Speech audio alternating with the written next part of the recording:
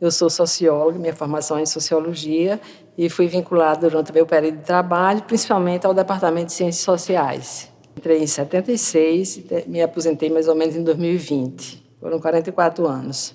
Sendo que minha história com o CCHLA começou antes disso, porque eu fui aluna do curso de filosofia na faculdade de filosofia, que era fora daqui, não existia ainda essa estrutura de campus, mas no último ano do meu curso de licenciatura, eu já vim aqui para esse campus. Tinha um galpão aqui por perto, né? E eu já estudei.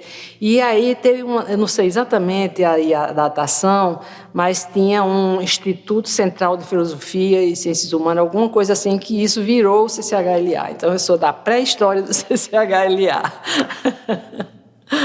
Olha, tem muitos momentos, é difícil a gente selecionar, não é?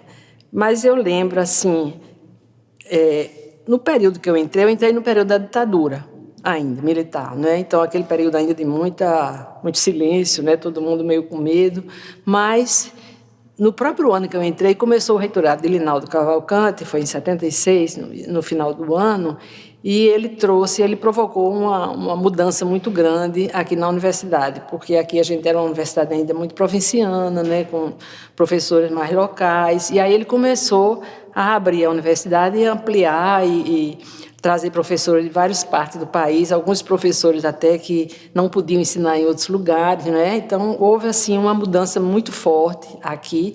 E eu me lembro, por exemplo, que a luta pela democratização da universidade foi muito importante nesse período, né? Eu me lembro, por exemplo, com um momento forte, a luta para eleger o primeiro diretor do CCHLA, eleger diretamente, né? Então, foi um barulho danado, e eu me lembro que foi uma coisa muito importante, como também a luta para eleger o primeiro reitor pelo voto direto, né? Então, foram momentos, assim, muito expressivos, né?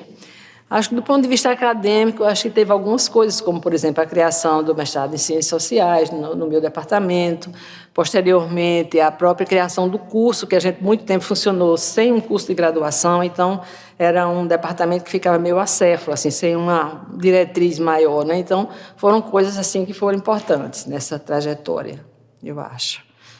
Eu enfrentei muitos desafios, porque, considerando a época que eu vivi e até agora, né? Então, eu acho que desde a questão, vou lembrar, assim, algumas coisas da informatização, né? A gente sair do escrito da máquina da datilografia para entrar na era do computador, a internet, não é? Tudo isso aí, acho que provocou muitas mudanças, assim, no cotidiano acadêmico, né? As coisas ficaram muito mais ágeis, né? O ritmo de trabalho, tudo isso aí mudou muito, né? E, ao mesmo tempo, a gente teve uma ampliação de horizontes, porque a gente tem acesso agora a muita coisa. Então, mas, ao mesmo tempo, era muito desafiador, né? Você vinha de uma outra realidade e, bruscamente, ter que se adequar a esses novos tempos, né? Então, eu acho que... Bom, e outros momentos também que a gente viveu de muita precariedade, né? Teve, na hora de predomínio assim, de governos mais neoliberais, a universidade ficava à míngua praticamente. Então, era muito desafiador para a gente ter que procurar manter a qualidade de ensino e tal, naquele contexto difícil, né? Às vezes, professores demais, a gente muito sobrecarregado, faltando computador, faltando coisas básicas, assim. Eu acho que foi outro grande desafio também.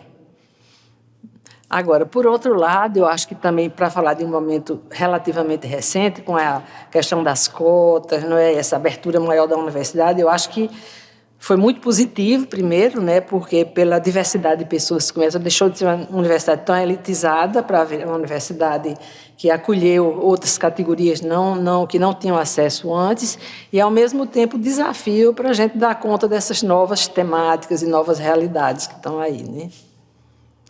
Olha, o que eu mais gosto no CCHLA é aquele rebuliço, aquela vida ativa, né? Aquele movimento. Eu acho que é uma coisa assim bastante estimulante, porque eu acho que a universidade não é só aquele cotidiano da sala de aula, é também a vida coletiva, as trocas, não é? Todo esse agito cultural. Eu acho que isso foi uma coisa muito importante, tanto do ponto de vista, eu acho que acadêmico, que ajuda e colabora, essa sociabilidade vital, assim, que eu acho que, se você for percorrer as várias unidades aqui dessa universidade, eu acho que nenhuma é tão agitada, assim, no bom sentido da palavra, quanto o CCHLA. Então, é uma coisa calorosa, eu acho que muito estimulante. Eu sempre gostei muito desse ambiente.